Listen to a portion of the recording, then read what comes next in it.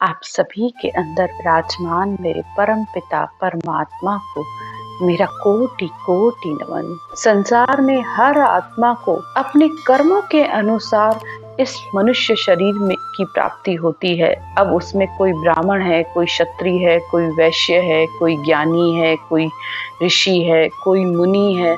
हर किसी ने अपने अपने कर्मों के अनुसार इस शरीर को प्राप्त किया है। अब उसमें सुख दुख भी जो भी उसके साथ होता है वो भी उसके कर्मों के अनुसार है। लेकिन मनुष्य अपने कर्मों को तो देखता नहीं है, बस अपने दुख में दुखी होता रहता है। इस बात का विचार भी नहीं करता है कि आखिर ऐसा क्या कर्म किया था मैंने, क्योंकि जब तक वह ज्ञान को सुनता नहीं है, सत्य का संग करता नहीं है, तब तक उसे समझ में भी नहीं आता है कि मैं जो भोग रहा हूँ वो सब मेरा ही किया हुआ है। आज सद्गुरुदेव इसी बात को समझाते हुए कहते हैं कि संसार में जो दुखी हैं वे उन्हीं लोगों से कह रहे हैं कि संसार में हर वस्तु का मोल अलग अलग होता है।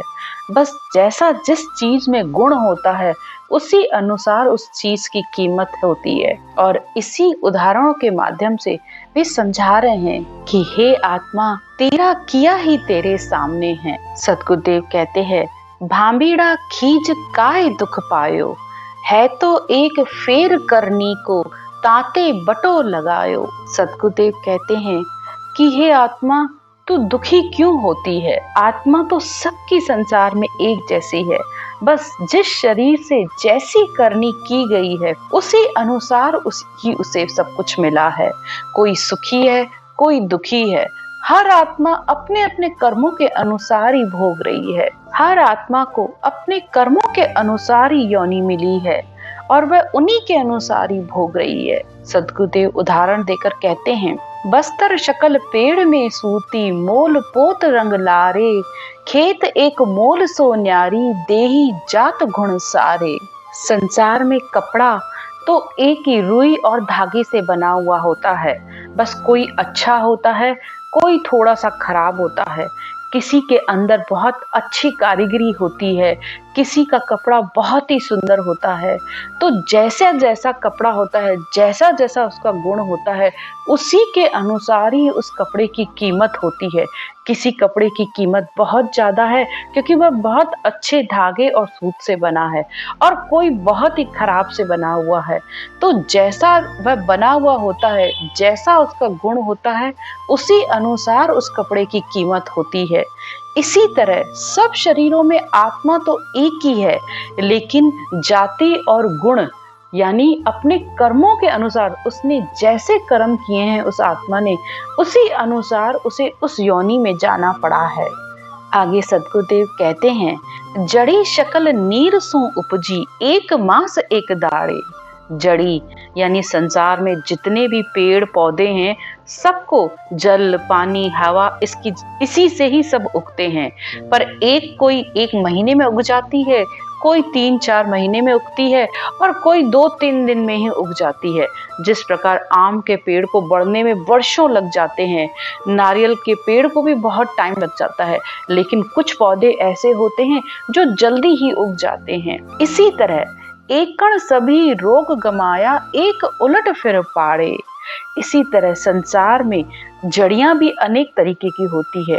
एक जड़ी से मनुष्य का रोग हट जाता है यानी खत्म हो जाता है, लेकिन एक विष की जड़ी होती है जिसमें जहर होता है, तो उससे उसकी मृत्यु भी हो सकती है। यानी जिस प्रकार हमें कोई दवाई इन्फेक्शन कर जाए तो उससे मनुष्य की मृत्यु भी हो जाती है।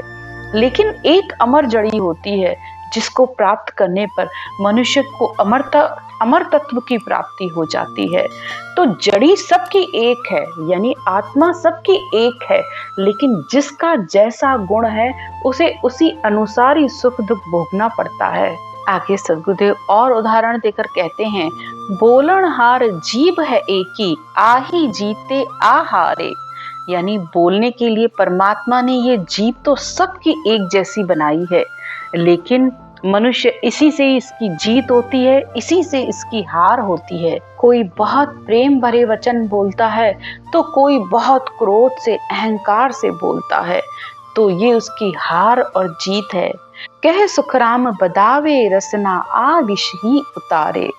यानी इसी जीव के द्वारा ही मनुष्य के कर्म बंधन होते हैं, तो कर्म बंधन भी इसी से उसके छूटते हैं। कर्म बंधन तब होते हैं जब वह क्रोध भरे वचन बोलता है, अहंकार से बोलता है, या अपने अहंकार में आकर किसी को दुख देता है, तो ये उसके कर्म बंधन का कारण बनता है। और कर्म बंधन भी इसी से तब छूटता है जब वह इस ज्ञान को धारण करता है और उस परमात्मा के नाम को इस रचना के द्वारा रटता है, तो वह परमात्मा की प्राप्ति कर लेता है, तो वह संसार के हर कर्म से छूट जाता है। आगे सतगुरुदेव कहते हैं, लोहा सो एक जात में बटो करोड़ों कवलो जोहे। संसार में लोहे की भी दो जातियां होती हैं, एक लोहा नरम होता है और एक सख्त होता है। पारस लागा एक सोलवो दूसो छाछियो होवे। नरम लोहा पारस का संग करने पर बहुत अच्छा सोना बनता है, लेकिन जो सख्त होता है और खराब लोहा होता है, तो वह कितना ही उसको पारस लगाओ, लेकिन वो उतना अच्छा नहीं बन सकता। तो इसी तरह मनुष्य शरीर, सबके अंदर आत्मा तो एक है, लेकिन इस मनुष्य शरीर से जो कर्म किया जाता है उसी अनुसार उसे भोगना पड़ता है। आगे सतगुरुदेव कहते हैं, कदली पड़ो कपूर कहाणो अही मुख विष होई। सीप पड़े सो मोती होवे जात धाम गुण होई। स्वाति नक्षत्र की बूंद तो एक ही होती है, लेकिन केले पर पड़ने पर वह कपूर बन जाती है, सांप के मुख में जाने पर जहर हो जाती है, और सीप के मुंह पर पड़ने पर वह मोती बन जाती है। तो बूंद तो एक ही है, लेकिन सबके अंदर उसका गुण अलग अलग है। इसी तरह आत्मा सबके अंदर परमात्मा ने एक जैसी रखी है, लेकिन मनुष्य जैसा जैसा कर्म करता है वैसा ही प्रारब्ध उसके सामने आता है। आगे सतगुरुदेव कहते हैं, कभू एक कसर पड़या सो भो पत मेले निरसी जागा। यूं सुखराम पाछली कसर नीच जात नर भागा।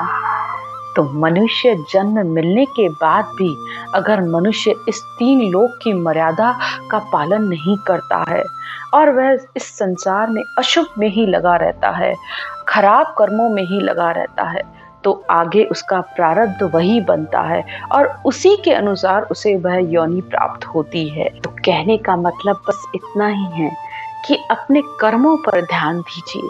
जो आप कर रहे हो उसको सोच विचार कर कीजिए, क्योंकि आप जो आज कर रहे हो वही आगे आपका प्रारब्ध बनने वाला है। तो अपने प्रारब्ध को अच्छा रखने के लिए, अच्छा भोगने के लिए अपने सत्कर्मों पर ध्यान दीजिए। आज की चर्चा यहीं तक। राम।